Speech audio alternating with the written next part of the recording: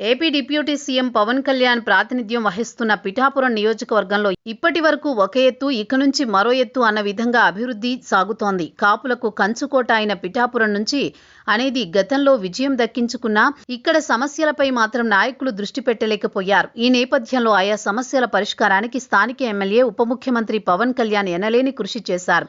ఈ క్రమంలో తాజాగా 211 కోట్ల విలువైన అభివృద్ధి ప్రాజెక్టులకు ఆయన శ్రీకారం చుట్టారు. పిఠాపురం సంక్రాంతి పేరుతో పిఠాపురంలో నిర్వహిస్తున్న ముందస్తు సంక్రాంతి వేడుకలకు హాజరైన పవన్ శుక్రవారం సాయంత్రం స్థానిక ప్రజలతో మమేకమయ్యారు. స్థానికంగా ఓ కళాశాల మైదానం నుంచి కుక్కుటేశ్వర స్వామి ఆలయం వరకు ఆయన కాలినడకన పర్యటించారు. వీధి వీధిన తిరుగుతూ ప్రతి ఒక్కరిని పలుకరిస్తూ ముందుకు సాగారు. ఈ సందర్భంగా పలువురు మహిళలు తమ ఇంటి స్థలాల సమస్యను ప్రస్తావించారు. ఇదే సమయంలో మరికొందరు ప్రమాదకరంగా వేలాడుతున్న విద్యుత్ తీగల గురించి చెప్పారు. దీంతో పవన్ అక్కడికక్కడే సమస్యలు పరిష్కరించేందుకు ప్రయత్నించారు.